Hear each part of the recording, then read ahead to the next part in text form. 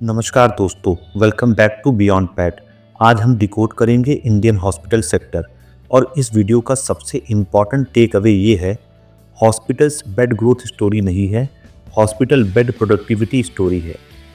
बहुत सारे investors hospital company देखते वक्त सिर्फ रेवेन्यू ग्रोथ, एबिटा ग्रोथ और पैड ग्रोथ देखते हैं, लेकिन ये पास्ट है।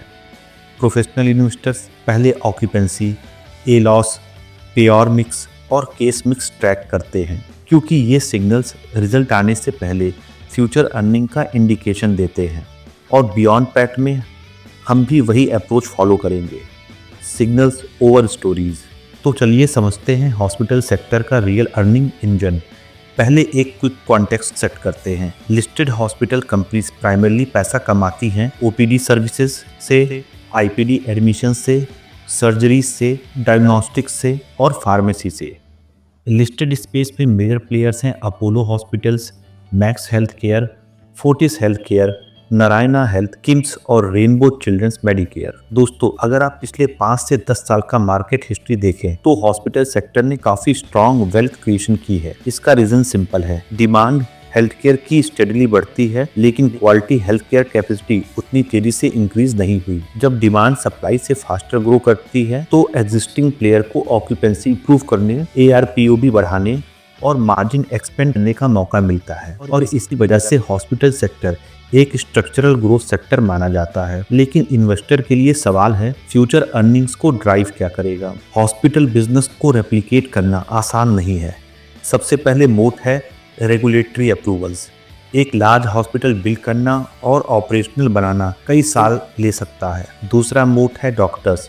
टॉप डॉक्टर्स पेशेंट को अट्रैक्ट करते हैं और पेशेंट्स टॉप डॉक्टर को अट्रैक्ट करते हैं। ये पावरफुल नेटवर्क इफेक्ट क्रिएट करता है। तीसरा मोड है ट्रस्ट। इमरजेंसी सिचुएशन में पेशेंट नए हॉस्पिटल के साथ एक्सपेरिमेंट नहीं करता। और चौथा मोड है लोकेशन। प्राइम अर्बन लोकेशन में लार्ज हॉस्पिटल बनाना बहुत डिफिकल्ट होता जा रहा है, इसलिए जो पहले से एस्टेब्लिश्ड हैं उनको एडवांटेज मिलता है। यहाँ पर मोस्ट इन्वेस्टर्स एक मिस्टेक करते हैं, वो सिर्फ रेवेन्यू ग्रोथ देखते हैं और एज्यूम कर लेते हैं कि बिजनेस स्ट्रांग है। लेकिन हॉस्पिटल सेक्टर में रेवेन्यू एक आउटकम है। रियल क्वेश्चन है, रेवेन्यू ग्रोथ आई कहां से? क्या ऑक्यूपेंसी इंप्रूव हुई, या एआरपीओ भी इंप्रूव हुआ? क्या परफॉर्मेंस बेटर हुआ, या सिर्फ एक्विजिशन करके रेवेन्यू बढ़ा दिया गया? अगर सोच समझ में नहीं आया तो अर्निंग सस्टेनेबिलिटी समझ में नहीं आएगी। अर्निंग समझने से पहले एक क्विक डिकोडर कर लेते हैं, क्योंकि हॉस्पिटल सेक्टर में इन्वेस्टर अक्सर मैट्रिक्स देखते हैं लेकिन उनका मतलब नहीं समझते। ऑक्यूपेंसी बताता है कितने बेड्स एक्चुअली यूज हो रहे हैं। ए लॉस या एवरेज लेंथ ऑफ स्टे बताता है कि एक पेशेंट एवरेज कितने दिन हॉस्पिटल में रहता है। लोअर ए लॉस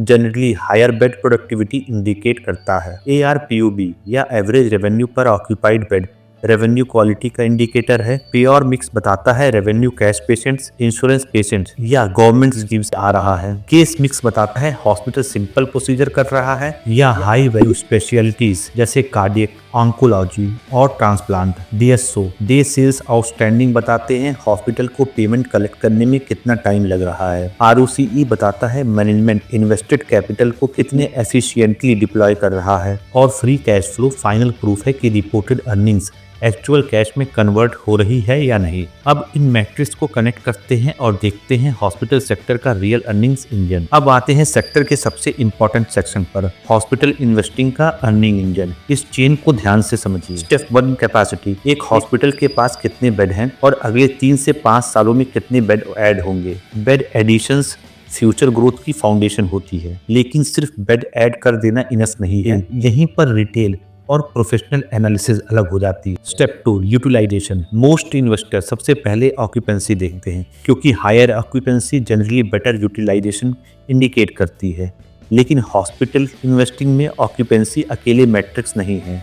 यहाँ पर ALOS, average length of stay equally important हो जाता है। हॉस्पिटल बिजनेस में lower ALOS generally better होता है। अगर हॉस्पिटल एक पेशेंट को 5 दिन की जगह 3 दिन में डिस्चार्ज कर दे तो वही बेड जल्दी नए पेशेंट के लिए अवेलेबल हो जाता है। Step 3 revenue quality. ARPOB average revenue per occupied bed. लेकिन एआरपीओबी सिर्फ प्राइसिंग पावर नहीं है, इसके पीछे 2 ड्राइवर हैं, पेयोर मिक्स और case mix. Payer mix cash और private insurance patients higher margin और फास्टर पेमेंट देते हैं।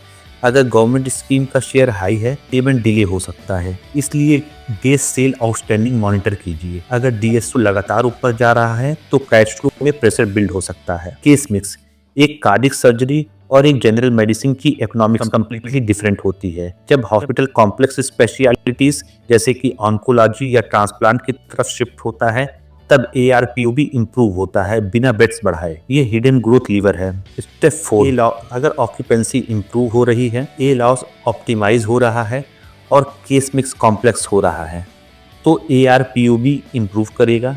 ARPO से EBITDA बढ़ेगा, EBITDA से ROCE इम्प्रूव होगा और sustainable ROCE ultimately free cash flow generate करती है। गुड EBITDA इनफ नहीं है, देखना होगा कि वो फ्री कैश फ्लो में कन्वर्ट हो रहा है या नहीं। अब बात करते हैं ग्रोथ ड्राइवर्स की। पहला ग्रोथ ड्राइवर है rising health care demand. India में हेल्थ केयर की डिमांड बढ़ती जा रही है। दूसरा ग्रोथ ड्राइवर है लाइफस्टाइल डिजीजेस जैसे डायबिटीज, कार्डियक, ऑन्कोलॉजी। तीसरा ग्रोथ ड्राइवर है इंश्योरेंस पेनिट्रेशन, जिससे अफोर्डेबिलिटी बढ़ती है। चौथा ग्रोथ ड्राइवर है एजिंग पॉपुलेशन। इंडिया को एक सिंगल मार्केट की तरह देखना भी गलत होगा। South India relatively mature market है। नॉर्थ इंडिया और टियर 2 सिटीज में हेल्थ केयर इंफ्रास्ट्रक्चर गैप अभी भी सिग्निफिकेंट है। एक्सपेंशन अपॉर्चुनिटीज अब मेट्रो सिटीज के बाहर मिल रही हैं, लेकिन इंटेलिजेंट इन्वेस्टर को रिस्क इग्नोर नहीं करना चाहिए। सबसे बड़ा रिस्क है डॉक्टर शॉर्टेज, दूसरा रिस्क है गवर्नमेंट प्राइसिंग प्रेशर और रीइंबर्समेंट डिलेज, तीसरा है कैपिटल इंटेंसिटी, नया हॉस्पिटल मैच्योर होने में सालों लगते हैं, और फाइनली इनपुट इन्फ्लेशन मार्जिन पर प्रेशर डाल सकती है। एक और इम्पोर्टेंट बात, ग्रेट बिजनेस और ग्रेट इन्वेस्टमेंट सेम चीज नहीं होते। वैल्यूएशन डिसिप्लिन जरूरी है। मार्केट उन्हीं कंपनी को प्रीमियम देता है जो ऑक्यूपेंसी और ROCE एक्सपेंड कर रही हूँ। सिर्फ लो BE देखकर डिसीजन मत लीजिए। अब आते हैं क्वार्टरली ट्रैकिंग डैशबोर्ड पर।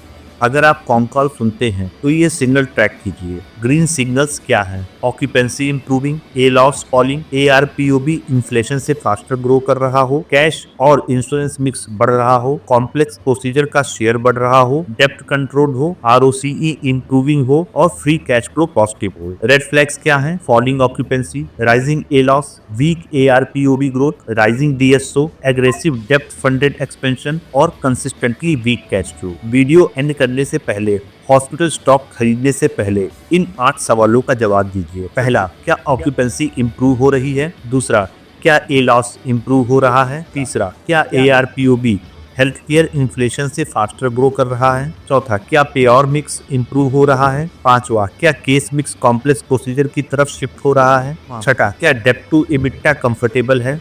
सातवां, क्या DSO स्टेबल या डिक्लाइनिंग है? आठवां, क्या ROCE 15% से ऊपर है और company positive free cash flow generate कर रही है? अगर 6 या उससे ज्यादा आंसर यस हैं तो कंपनी डिटेल्ड रिसर्च के लायक है।